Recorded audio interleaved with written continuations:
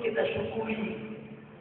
Sebab Ahlus Sunnah wal Jamaah merupakan as-sawadul a'zam, merupakan jumhur, merupakan mayoritas akidah yang mu'tabarah inda ulama salaf wal khalaf, yang diterima oleh ulama salaf dan khalaf dari dulu sampai saat ini. Karena itu saya ingin mengajak semua yang ada di sini untuk betul-betul mensyukuri yang kita semua tetap ada di bawah payung Ahlus Sunnah wal Jamaah. Dan perlu saya ingatkan bahwa peran pondok pesantren Salafiyah Ahlus Sunnah wal Jamaah di Indonesia sejak dulu sampai saat ini menjadi benteng akidah umat belum tertandingi. Walaupun pemerintah Republik Indonesia mendirikan berbagai macam universitas, berbagai macam perguruan tinggi yang mengajarkan ilmu-ilmu keislaman, tapi ternyata belum mampu untuk menggantikan peran, fungsi, posisi dari pondok-pondok pesantren Salafiyah yang tersebar di seluruh Indonesia. Dan saya yakin sampai kapanpun pondok-pondok pesantren macam ini, daya-daya macam ini, ma'had-ma'had Salafiyah macam ini tidak akan pernah bisa diambil alih peran dan fungsinya oleh perguruan-perguruan tinggi yang dibangun oleh pemerintah, sekalipun mereka punya gedung besar, punya para pengajar profesor dan doktor. Kenapa? Karena daya-daya semacam ini, pondok-pondok pesantren semacam ini, mereka tidak pernah keluar dari rel akidah Ahlus Sunnah wal Jamaah, sehingga senantiasa mendapatkan keberkahan dari Allah Subhanahu wa Ta'ala. Saya bisa buktikan di ibu kota Jakarta ada Universitas Islam Negeri, luar biasa, gedungnya besar, gedungnya bagus, muridnya puluhan ribu, pengajarnya profesor, doktor, lulusan dalam dan luar negeri. Di atas kertas seolah-olah universitas ini paling unggul di Indonesia. Tapi kenyataan dan faktanya, berapa banyak mahasiswa dan mahasiswi di Universitas Islam Negeri Hidayatullah Jakarta akidahnya sudah menyimpang, sudah. Ada seorang mahasiswa, dia tidak lagi mendirikan sholatnya. Begitu ditanya, kenapa kau tidak sholat di waktu lagi? Apa dijawab? Kami diajarkan oleh dosen kami yang profesor doktor dalam kelas dengan ayat Al-Quran dan hadis Nabi. Dia mengatakan sholat itu fungsinya hanya untuk mendekatkan diri kepada Allah. Kalau sudah dekat, tidak wajib lagi kita sholat. Dia baca ayat sudah sampai dia katakan ayatnya bahwa Allah berfirman dalam Al-Quran Al-Karim, Allah Ta'ala, waqul rabbaka hatta ya'tiyakal yaqin. Kata dia, menurut profesor kami di kelas, Allah berfirman waqul rabbaka, beribadahlah, sembahlah Tuhanmu hatta ya'tiyakal yaqin, sampai datang kepada kamu al-yaqin, yaitu keyakinan. Kata dia sudah. Jadi kita disuruh sembah Allah sampai yakin, disuruh sholat sampai yakin. Kalau sudah yakin, nggak wajib lagi sembah Allah. Jadi saya tanya, lalu bagaimana kiai-kiai, ulama-ulama, tentu yang di luar, yang masih sholat di masjid? Oh, karena mereka belum yakin, jadi wajib sholat. Ya Allah, saya makanya yang hadir di sini, sholat 5 waktu wajib tidak? Tadi kita sholat tidak? Menurut mahasiswa tadi, kita wajib sholat karena kita belum yakin. Jadi kalau mahasiswa Universitas Islam Indonesia karena sudah mencapai derajat yakin, sudah kenal Allah, mereka tidak perlu lagi wajib sholat. Inna lillahi. Hati-hati saudara, pemutar balikan ayat Al-Quran, pemutar balikan hadis Nabi, penyelewengan tafsir daripada kalam Allah.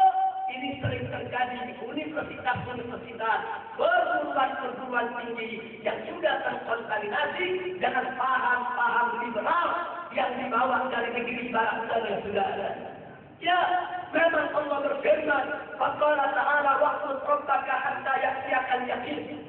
sembahlah Tuhanmu, ibadahlah kepada Allah sampai datang kepadamu al-yakin. Al-murad yakin, seluruh ahli tafsir sepakat al-murad bil yakin al-maut. Yang dimaksud dengan al-yakin dalam ayat tersebut adalah al-maut, yaitu kematian. Buka semua tafsir. Buka tafsir yang paling populer, yang paling ringan, tafsir Jalalain. Di sana disebutkan waktu rabbaka hatta ya'tiyakal yakin, hai hatta ya'tiyakal maut. Sembahlah Tuhanmu, ibadahlah kepada Allah sampai datang kepadamu al-yakin, yaitu datang kematian. Berarti kita wajib sholat sampai mati, wajib ibadah sampai mati. Tidak ada ulama mengartikan al-yakin di situ sampai yakin. Tidak. Semua ulama sepakat yang dimaksud adalah sampai mati. Lalu pertanyaannya, kenapa kematian disebut dalam Al-Quran dengan al-yakin? Inilah keindahan bahasa Al-Quran. Inilah keindahan kalam Allah. Saudara, kenapa kematian disebut al-yakin? Pertama, karena kematian adalah sesuatu yang meyakinkan. Baik yang mungkin maupun yang kafir pasti percaya setiap yang bernyawa itu akan mati. Tidak ada orang kafir yang tidak percaya, mereka yakin bahwa yang namanya kematian itu pasti datang, apalagi orang yang beriman. Maka itulah al-maut disebut oleh Allah al-yakin, karena sesuatu yang meyakinkan, yang mukmin maupun yang kafir pasti percaya kematian itu ada. Yang kedua, kenapa al-maut kematian itu disebut al-yakin? Karena dengan kematian tersingkap segala tabir keraguan ibadah Allah. Orang yang tidak percaya adanya Allah, begitu dia mati, pasti dia percaya kalau Allah itu ada. Orang yang tidak percaya Muhammad itu Nabi dan Rasul, begitu dia mati, pasti dia percaya kalau Muhammad putra Abdullah adalah seorang Nabi dan Rasul. Orang yang semula tidak percaya adanya surga, tidak percaya adanya neraka, tidak percaya adanya pahala dan dosa, begitu dia mati, pasti dia percaya kalau yang namanya surga dan neraka itu ada, pahala dan dosa itu ada.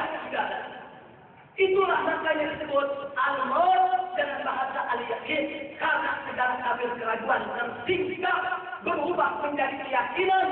Siapapun yang mati, yang tadinya tidak percaya Islam menjadi percaya Islam, yang tadinya tidak percaya Al-Quran menjadi percaya Al-Quran, yang tadinya tidak percaya adanya malaikat menjadi percaya adanya malaikat. Tapi sayang kita sayang, kepercayaan yang datang setelah kematian layan pak.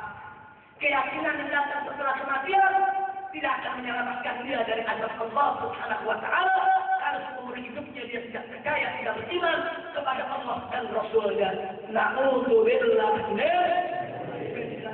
Jadi Anda lihat, saya tidak mau bicara panjang lebar lagi soal pemikiran liberal, tapi Anda lihat di sebuah universitas negeri yang dibiayai dengan triliunan rupiah, dengan gedung megah, dengan tenaga kejar, tenaga pengajar, saudara dari dalam dan luar negeri, ternyata tidak mampu membentengi akidah mahasiswa. Ternyata tidak mampu membentengi syariat mahasiswa.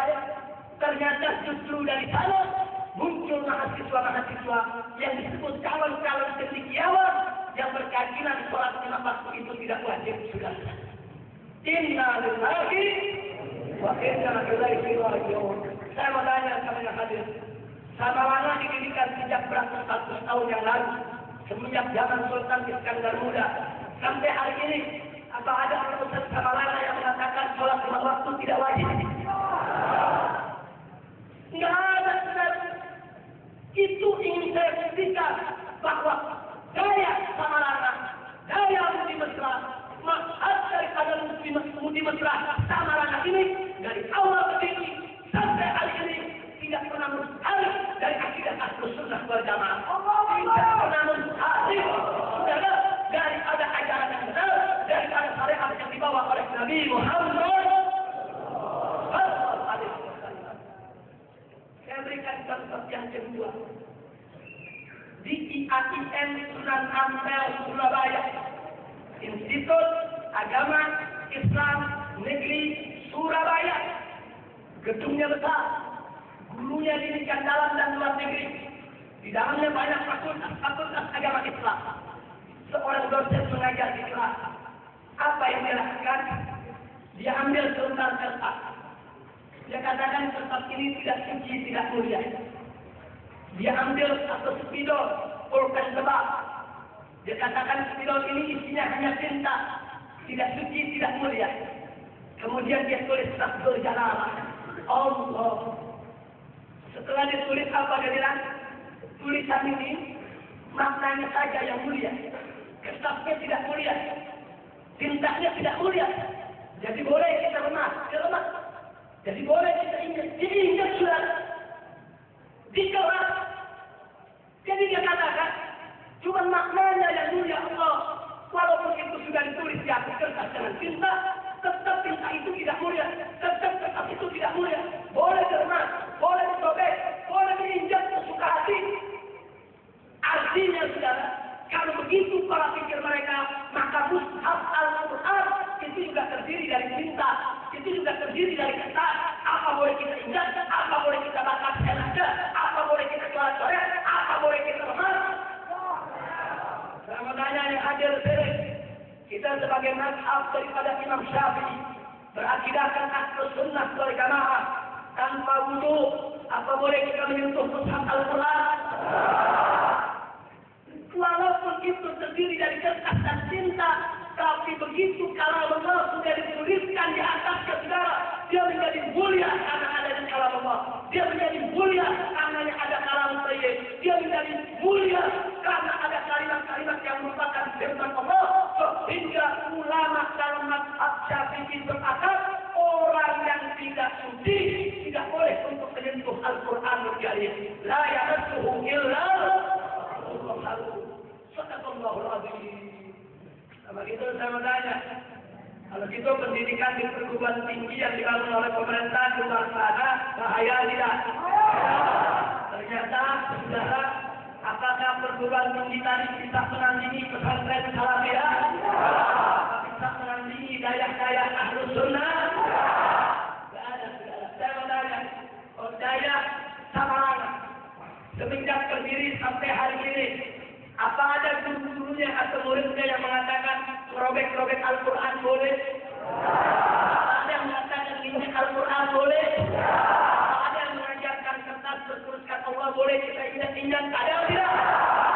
Berarti semenjak berdiri sampai hari ini, alhamdulillah, di pesantren ini, di dayak ini, di ma'had ini, saudara, akidah Ahlus Sunnah wal Jamaah original, otentik, 100% masih kita jaga bersama, tidak terkontaminasi dengan pemikiran-pemikiran yang datang dari luar Islam. Betul? Saya tanya, kalau begitu daya itu bagus tidak? Mahat itu bagus tidak? Sangat itu bagus tidak? Busro, Datuk, ini merupakan kabar gembira untuk segenap santri beruntung Anda belajar, Anda menuntut ilmu di daya, di ma'had, di pondok pesantren yang berakidahkan Ahlus Sunnah wal Jamaah.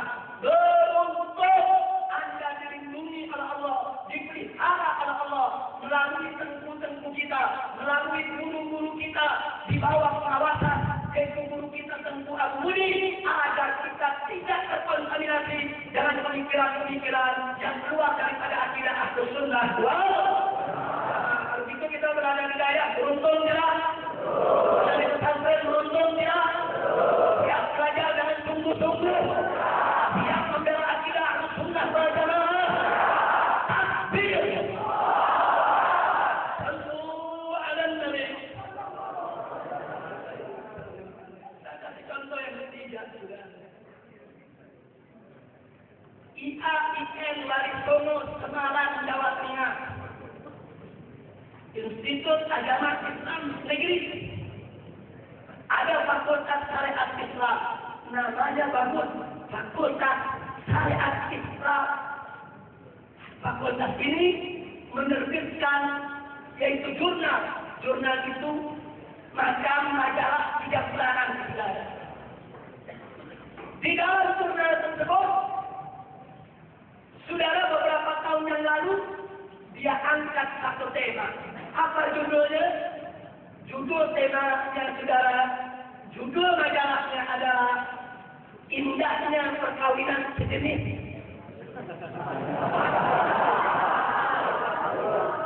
Ini fakultas syariat. Dia bikin majalah, dia bagikan ke seluruh mahasiswa, dia sebar keluar kampus universitas. Judulnya indahnya perkawinan sejenis.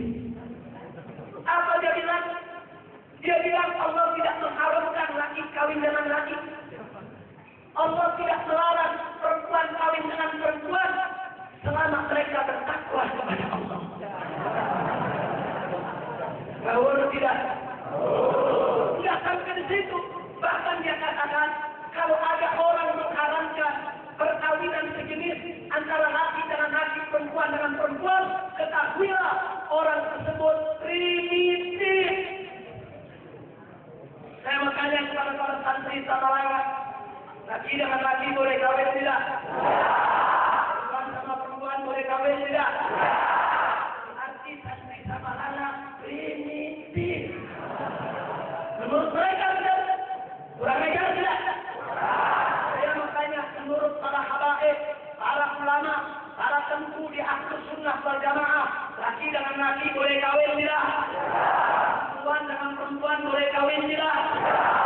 Tapi para habib, para kiai, para tengku, saudara dari Ahlus Sunnah wal Jamaah, semuanya adalah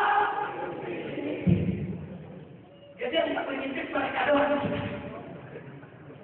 Saya bertanya, pemikiran macam ini berbahaya tidak? Berbahaya tidak? Sampai di situ, seorang pejabat di Kementerian Agama Republik Indonesia menjadi guru besar di Universitas Islam Negeri Syarif Hidayatullah Jakarta.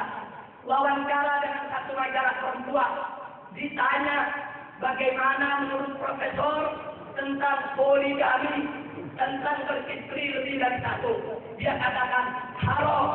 Lalu bagaimana menurut profesor kalau laki kawin dengan laki, perempuan kawin dengan perempuan? Dia jawab boleh. Saya mau tanya ngawur tidak? Ini profesor ini. Profesor di Kementerian Agama RI, guru besar di Universitas Islam Negeri Syarif Hidayatullah Jakarta. Saya mau tanya, Pondok Pesantren Samalangan semenjak berdiri beratus tahun yang lalu sampai hari ini, apa ada tengkunya, apa ada gurunya yang memberikan fatwa kalau laki boleh kawin dengan laki? Ada tidak? Perempuan boleh kawin dengan perempuan? Ada tidak? Artinya semenjak berdiri sampai hari ini, Pondok Pesantren Samalangan Daya Budi Mesra Samalangan ini saudara tetap berada di dalam syariat, berada di dalam akidah Ahlus Sunnah wal Jamaah. Alhamdulillah, semua santri Samalangan dari dulu sampai sekarang dilindungi oleh Allah, dipelihara oleh Allah melalui tangan-tangan bersih, mulia daripada para tengkunya, para gurunya, sehingga mereka tidak terkontaminasi dengan pemikiran-pemikiran sesat. Betul? Kita tanya, mana lebih bagus? Universitas Islam Negeri Syarif Hidayatullah yang mengajarkan sholat tidak wajib, yang mengajarkan poligami haram, kawin sejenis boleh. Saya bertanya, mana lebih bagus itu universitas dengan pondok pesantren? Mana lebih bagus itu universitas dengan daya? Itu Anda semua masuk daya Samalangan, beruntung tidak? Belajar di tangan ulama Ahlus Sunnah wal Jamaah, beruntung tidak? Siap belajar dengan semangat? Siap menjadi pembela-pembela akidah Ahlus Sunnah wal Jamaah? Pasti.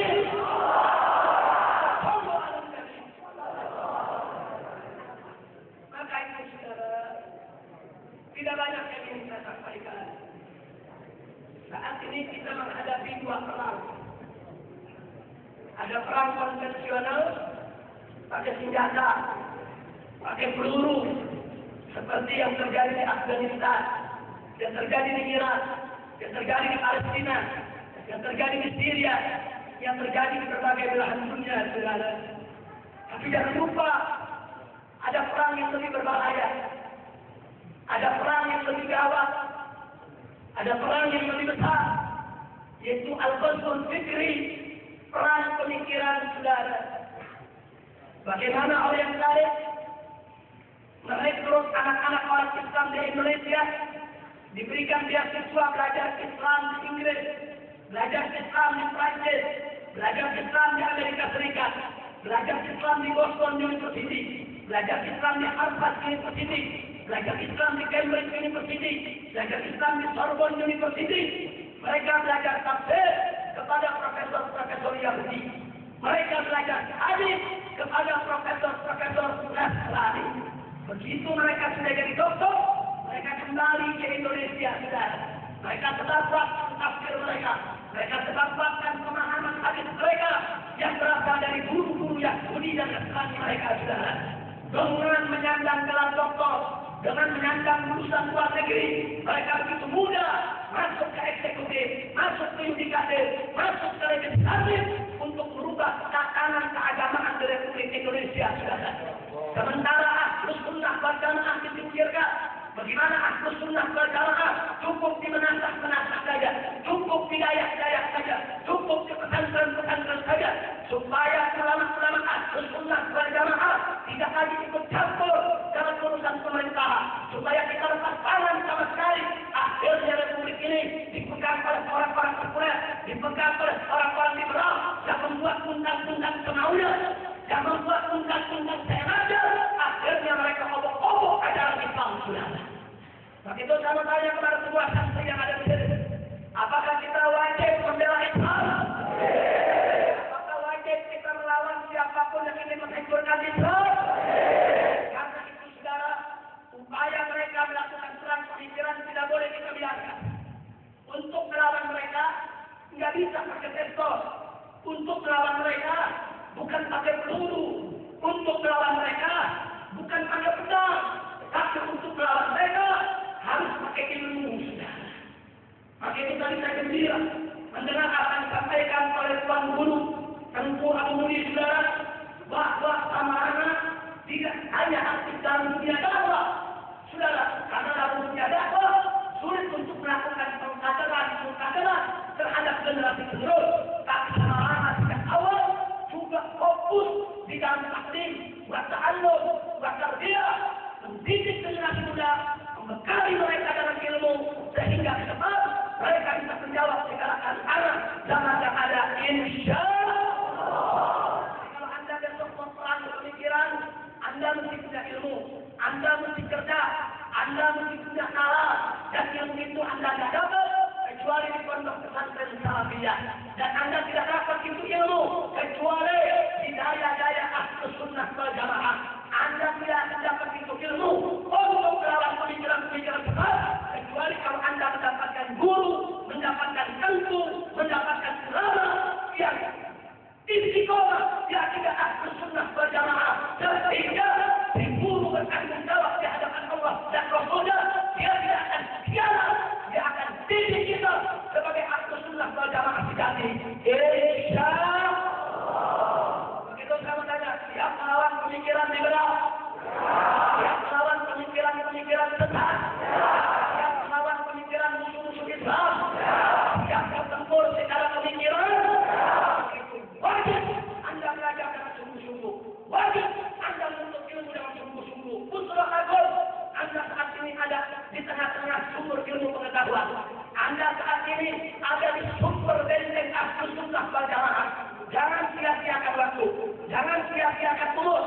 Mumpung ayat masih akan kembali, mumpung ada tengku-tengku di sekitar kita, mumpung ada orang tua kita, Abu Muni di hadapan kita, gali ilmunya, ambil ilmunya, sebarkan ilmunya, jaga akidah Ahlus Sunnah wal Jamaah. Siap belajar, siap untuk ilmu, siap manfaatkan waktu, siap bela akidah Ahlus Sunnah wal Jamaah, siap sebarkan Ahlus Sunnah seantero negeri. Sampai yang terakhir, saya akan sampaikan ke Tuan Guru Abu Muni, begitu juga tengku-tengku yang lainnya. Saudara, di Indonesia ini kita berada tantangan berat. Satu, ada kelompok liberal membawa pemikiran-pemikiran sesat, tapi mereka pakai ayat Quran, Maka hadis Nabi, mereka putar balik untuk menipu umat saudara. Yang memprihatinkannya saya harus kita waspadai. Mereka dibiayai oleh kedutaan besar hati, dibiayai oleh Amerika Serikat, dibiayai oleh Inggris, dibiayai oleh Kanada. Mereka dibangunkan gedung, dibangunkan tempat pelatihan, diberikan kendaraan, diberikan finansial. Untuk apa? Untuk menghancurkan Islam dari dalam. Jadi menghancurkan Islam dari dalam bukan orang bule. Rambutnya sama hitam dengan kita, kulitnya sama coklat dengan kita, saudara. Tapi mereka dididik pada saat sana, saudara. Semacam yang pernah terjadi di Aceh dulu, bagaimana semua ugron ingin menghancurkan pemikiran umat Islam di Aceh sini, saudara. Cuma bedanya, dulu setelah ugron bule, kita ketahuan orang Belanda, ya. Tapi sekarang ini enggak, bahasanya sama sama kita. Kulitnya sama coklat, rambutnya sama kita, namanya sama-sama Allah, namanya sama-sama Muhammad, namanya saudara, sama-sama Ali, namanya sama-sama Asad. Hati-hati, ini serangan sangat berbahaya, saudara. Yang kedua, ditambah lagi dengan problem Syiah, saudara. Terlepas daripada pembicaraan apa dan bagaimana itu Syiah, tapi penyebaran Syiah di Indonesia juga semangat, makin hari makin meningkat. Kenapa? Karena dibiayai oleh kedutaan besar Iran. Ribuan anak-anak Indonesia direkrut, dikirim ke Iran, belajar di sana. Besok mereka pulang, saudara. Mereka akan menjadi misionaris Syiah yang akan menyebarluaskan ajaran yang sangat seluruh negeri, saudara. Ini juga tantangan tersendiri. Yang ketiga, kalangan Wahabi lebih hebat lagi gerakannya, saudara. Mereka dibiayai oleh perusahaan besar Saudi Arabia. Mereka diberikan uang, dibangunkan masjid, dibangunkan sekolah, dibangunkan pesantren, diberikan segala sarana-prasarananya, diberikan kitab-kitab bagus, dicetak, mahal, dibagikan gratis ke seluruh masyarakat, saudara. Sehingga pemikirannya masuk ke kampung-kampung, saudara. Luar biasa. Mereka punya modal besar. Mereka berani datang ke daerah terpencil karena mereka digaji besar setiap bulan, saudara. Mereka siap untuk masuk ke hutan-hutan karena mereka digaji besar setiap bulan, saudara. Luar biasa. Yang dibiayai oleh Arab, yang Wahabi dibiayai oleh Saudi, yang Syiah dibiayai oleh Iran. Tinggal kita yang ahli sunnah, alhamdulillah, dibiayai langsung oleh Allah Subhanahu wa Ta'ala. Allah Maha Kaya, Inna Maha Ghaniyun 'anil 'alamin. Allah Maha Kaya, Allah tidak butuh dengan semesta alam ini, saudara. Jangan pernah putus asa. Walaupun Saudi Arabia mengeluarkan dana jutaan dolar untuk menyebarluaskan paham-paham Wahabi, untuk menghancurkan paham ahli sunnah di Indonesia, selama kita ikhlas, selama kita berbuat, selama kita bersatu, mereka tidak akan pernah berhasil merontokkan akidah ahli sunnah wal jamaah. Itu saya mengatakan orang yang jadi dia berjuang, dia berjuang, dia tegakkan ahli sunnah wal jamaah. Ini yang saya sebut perang pemikiran. Kita nggak ada liberal, nggak bisa main bunuh.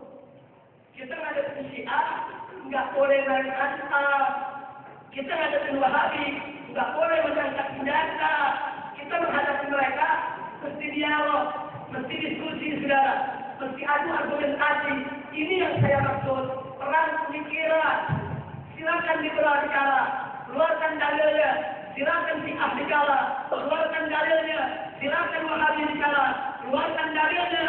Kita ahli sunnah wal jamaah juga berhak untuk bicara dan berhak untuk mengeluarkan dalil kita. Betul?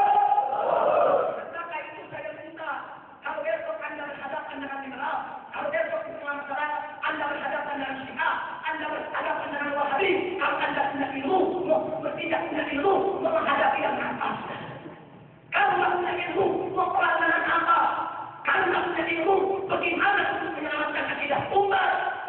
Maka itu perang Anda jauh lebih hebat daripada mujahid-mujahid yang ada senjata atau anti istilahnya. Jadi kita bagi-bagi tugas.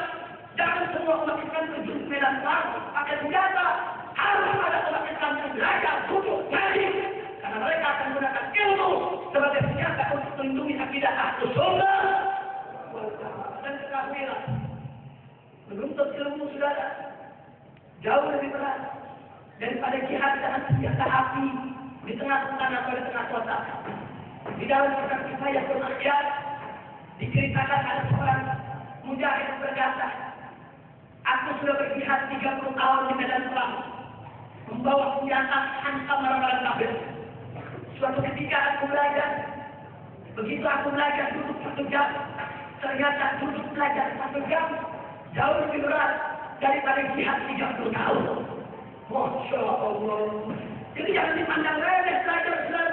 Jangan dipandang remeh duduknya Anda ini di majelis semacam ini. Pantas kalau Al-Imam Syafi'i radhiyallahu ta'ala anhu dengan tegas mengatakan bahwa duduk belajar 1 jam lebih afdal daripada salat sunnah 1000 rakaat.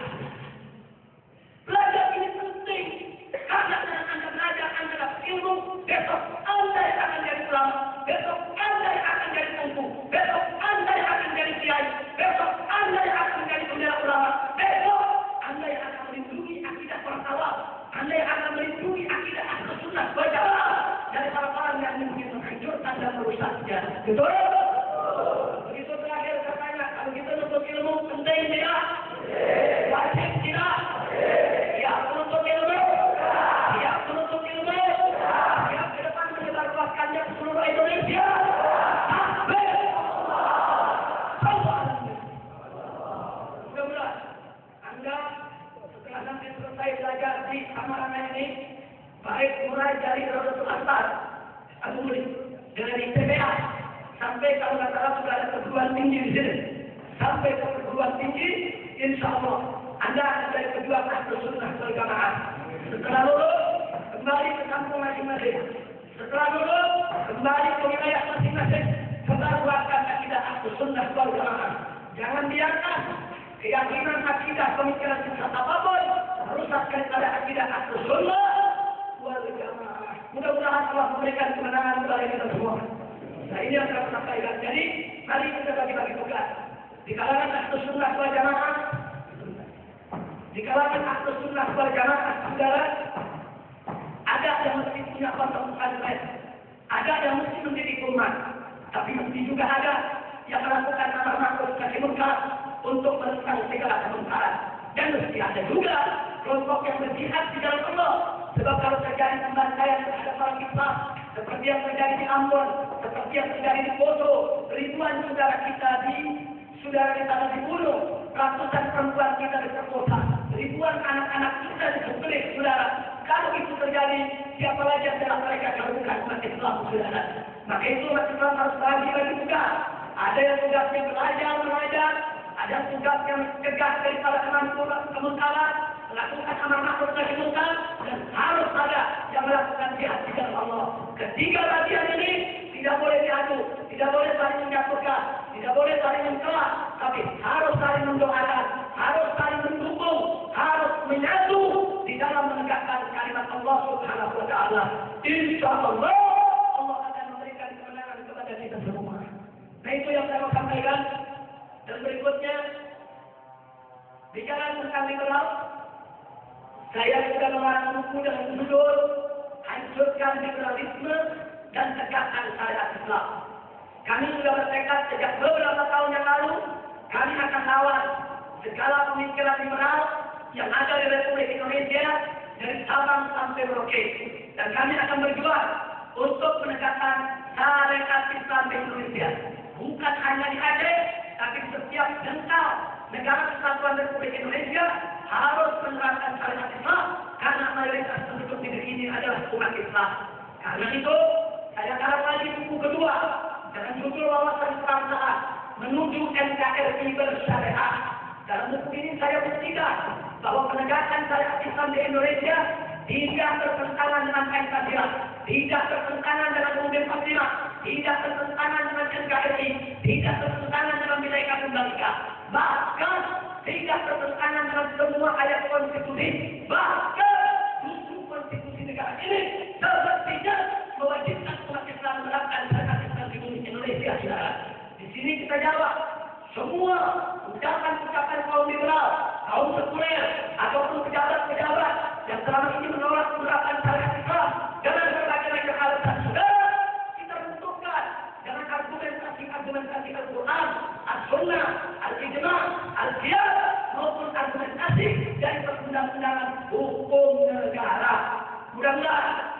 ini akan manfaat untuk umat Islam.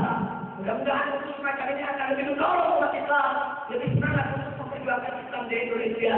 Amin ya rabbal alamin. Akhirnya saya berharap daya daripada bumi mesra anak-anak, insya Allah ke depan ini saudara akan betul-betul menjadi benteng terkuat akidah Ahlussunnah wal Jamaah, khususnya di Aceh, supaya seluruh Aceh saudara tunduk kepada akidah Ahlussunnah wal Jamaah, dan mudah-mudahan ma'had ini dijadikan oleh Allah ma'hadan thayyiban, ma'hadan shalihan, ma'hadan mubarakan. Kita doakan supaya Tengku Abu Mudi dipanjangkan umur oleh Allah, taat ibadah kepada Allah, dalam memperjuangkan Islam, dalam menjaga akidah Ahlussunnah wal Jamaah, kita meminta kepada Allah agar beliau diberikan kekuatan istiqamah, diberkahi setiap langkah perjuangan dakwahnya, yang pondok pesantren dipimpin oleh beliau ini dijadikan oleh Allah sebagai benteng daripada akidah Ahlussunnah wal Jamaah. Kita mohon kepada Allah agar Tuhan Guru Tengku Abu Mudi dan keluarga serta segenap para muridnya senantiasa mendapatkan kemenangan di jalan Allah dari dunia hingga akhirat. Amin ya rabbal alamin. Ala hadhihi niyyah wa li kulli niyyatin salihah wa ila hadratin nabiyil mustafa sallallahu alaihi wasallam bisirril fatihah.